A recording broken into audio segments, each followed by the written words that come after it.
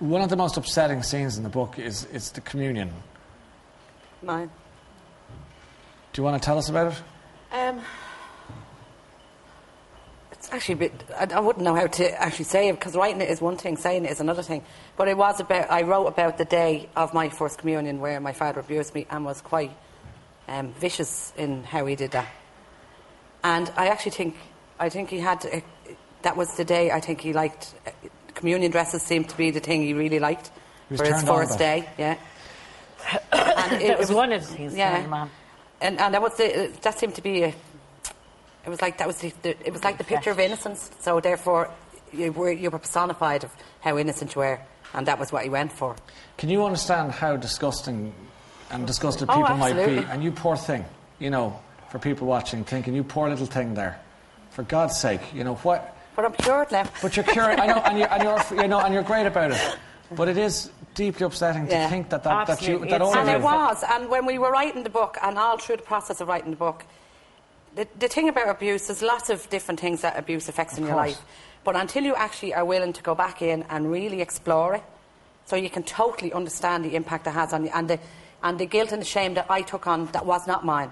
But I had to go in and really do that in order to let that go. Why did he get away with it for so long? Well, you have to remember the culture, society. I mean, sex was a taboo subject, because I remember at that time priests could tell a wife she had to perform her duties, and she just did it. And she did. She did, absolutely. Was your dad a mass goer, or was he religious? He was very religious. Very Rosary religious. beads and a Bible while he's copping a feel in the other hand. Like, he was incredible. Seriously? Absolutely. Yeah. He'd be driving them, and he had a fierce temper. He couldn't speak civil to anyone. And somebody absolutely effing and blind, and there's the rosary beads in the other hand. Like, it was crazy. While he's cursing and shagging somebody off, he'd be doing this with the rosary beads and saying the rosaries. When did it stop?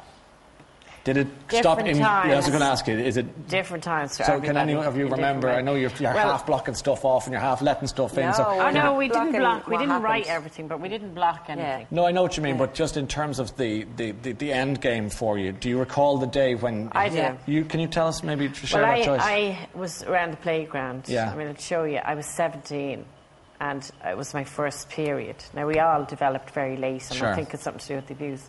But I was on a slide at 17, like...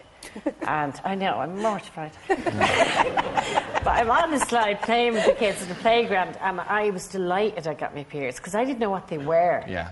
But everybody else had them, and I used to talk about them like I knew what they were talking about. Yeah, sure. But of course, I'm in agony. I thought I was dying. And I ran home and I said, oh God, and of course you were just taken into the bathroom and handed this sanitary towel that I thought, I used to play nurses with it beforehand. So I was handed this thing, and that was the end of it. That's my explanation. But after that, my dad stopped abusing me. Now, I hadn't a clue. I didn't make the connection that periods meant you could have I had no idea. I mean, all the time we've been abused, we didn't even know what sex was. But it was over then? It was over. Same for all of you? No, well, they had different. Paul, No, I remember one time Joyce went into town with a friend, and I was so upset she wouldn't take me with me. And I was crying on the bed. I was so upset now, and I wasn't calling her. And at that time, my father came in, and I heard the click, click, and I wouldn't turn around. And I thought, he obviously doesn't realise how upset I am. And I heard the click again, and I was devastated. And I just turned around, and I said, no. No, I actually didn't turn. I said no, and I waited for the clatter, and it never came. But I didn't hear him moving. And I froze for the longest time. And when I peeked over my shoulder and saw he wasn't there, I went out and looked for him. I couldn't believe why I wasn't bashed. I ran out of the house as quickly as I could. And that's when all the guilt comes back, because I'm going, I didn't know I had that power. I didn't know that Who blew the whistle? How did he become exposed as the person, the creature that he was? An aunt, actually, he had abused a grandniece. And an aunt actually told my mum. Because the grandniece tried to commit suicide, and the family had decided that something would have to be done, and my aunt actually volunteered to be the one to tell my mother, because at that time they didn't want to prosecute, they didn't want anything to do, they just wanted them to get help. So my aunt was the one who was asked to speak to my mother, because she was the closest to her, and that was the night that everything broke. I want to, because time's against us, the key to in some of this, first, there's two great things about this story. One is we can show people at home how extraordinary you are in the way you've conquered such a horrible situation. The second is to show, I suppose, the state's relationship with children and care for. Your father was sentenced to how much time in prison after all that?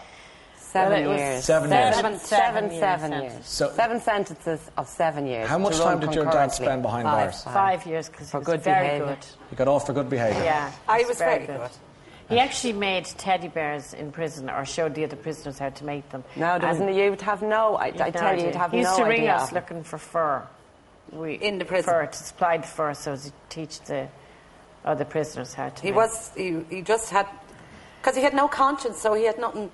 He didn't ever think he did anything wrong. Seriously, there's something. He died within 2 years of being 1 year of being released. Did you go to the funeral? I did.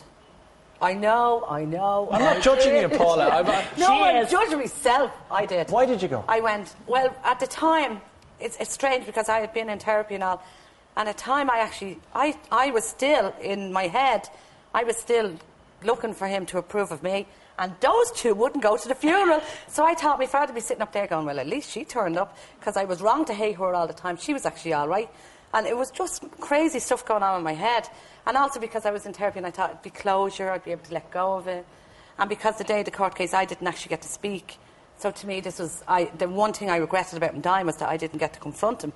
So I figured by going to the church, I would get to do all that. And I didn't. I had the pleasure of meeting you before the show started, and I was kind of expecting, I hope you don't mind me saying so, maybe a bit forlorn and beaten down from all of this, because your book is a tough read. And then I saw the three of you bursting out going, how's it going, and hugs and kisses. How do you do that? I think, the family are well known for our sense of humour, and we did laugh at the most inappropriate times. But we have gone through hell. It has got us through. Yeah, and we don't want to negate the abuse, but the message really we want to put across with our book is that it doesn't have to define you, that it has been a struggle. There's no quick fix. It absolutely is a journey. It takes time. It took a long time to get there. It takes a long time to get out. And because of the depths of the damage, it really, it's a long journey, but so worthwhile. So, Marion Quinn, you helped put this project, the book, together. How would you describe these three ladies? Careful. Oh, God, I have to remember that I'm on national TV. Yeah. You don't have to be in their company for very long to know how amazing they are. They're just an inspiration to everybody. They are loved by so many people. And I think there's one thing to put a story out in public, but actually the really courageous thing that they have done is that they really went there. They really explored and unpicked the experiences, the emotions, and that's the bit that has been the healing. That's how they've come to understand the damage to themselves, how they've come to empathise with each other, and ultimately how they've come to forgive each other and to grow and love. And that's why they've got the incredible relationship they have. Which you have. How are you all doing now? What are you up to with yourselves now?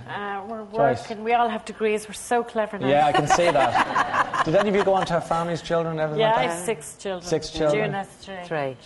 And Paula is all right. Yeah, and normal. And life is good. Yeah, it's good. Yeah, and it's very good at the moment.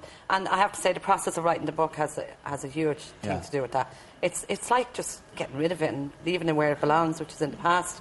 And that's not to say you don't take the lessons with you and live with them, but you can absolutely let it go and leave it. And we actually found each other through the process of writing the book. It has been a privilege to talk to you and meet you three this evening. Thanks for coming on and saying hello. Thank you.